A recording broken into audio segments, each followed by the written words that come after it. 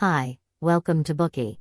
Today we'll unlock the book Pour Your Heart Into It, How Starbucks Built a Company One Cup at a Time. In 1982, a young American man named Howard Schultz left his decent well-paid job in New York to work for a small coffee business in Seattle called Starbucks. It only had 5 stores back then, but it ignited Schultz's passion. It was in his nature that he always wanted to pour his heart into the things he loved. He found this passion at Starbucks and decided to transform that passion into a great career. By 1987, Schultz had worked his way up to CEO of Starbucks. In the next decade, Schultz and a group of smart, experienced managers brought Starbucks from a local business with just 6 stores and less than 100 partners to a company that operates over 30,000 locations in more than 70 countries as of early 2020. Starbucks' green siren logo has almost become a symbol of the American lifestyle, frequently shown in TV and film. Since the 1990s, Starbucks has introduced new social norms to society. In many communities, Starbucks shops have become an indispensable third place, an extension of everyday work and life where people can get together and chat. Why did Starbucks become legendary? The book that we are going to unlock today, Pour Your Heart Into It, tells the history of Starbucks' development. It's a memoir by Howard Schultz, former CEO and now chairman emeritus of Starbucks. From an insider's point, he recounts how Starbucks developed from a local business to a multinational enterprise one cup at a time. During the decades when he worked at Starbucks, Schultz never shied away from challenges but kept revolutionizing and updating his ideas at critical times. Eventually, he became the legend behind Starbucks' success. His career experience can inspire us to be bold enough to pursue our dreams. If you pour your heart into what you are doing or anything worth fighting for, you may realize your dream that seems impossible to others and thus live a meaningful life.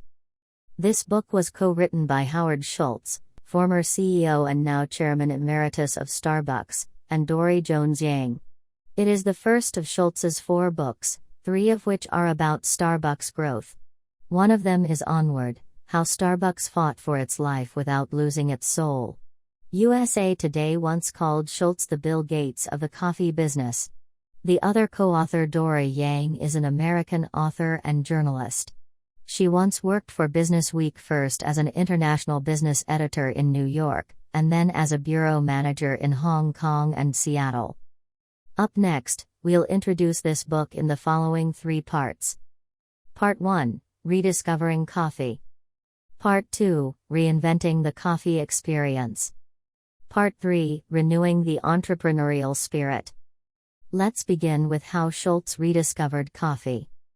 Schultz grew up in a federally subsidized housing project in Brooklyn, New York.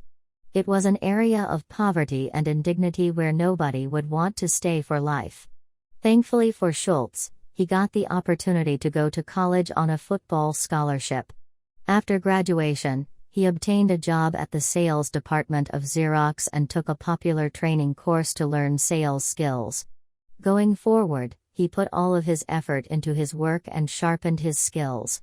By 6 years after graduation, he'd become quite successful with his career, living in a nice house and enjoying a high salary. Everything looked perfect. But if that were the end of the story, the Starbucks company that we now know of today would never have existed. In 1981, Schultz left Xerox and started to work for a Swedish kitchenware manufacturer as general manager of its U.S. subsidiary. This was when he noticed something unusual. A coffee retailer with only 4 small stores was placing orders for a coffee maker in quantities larger than Macy's, one of the biggest American department store chains. This coffee retailer was Starbucks. So, Schultz went to Seattle and investigated Starbucks' flagship store and roasting plant. He discovered the Starbucks store was modest yet full of character.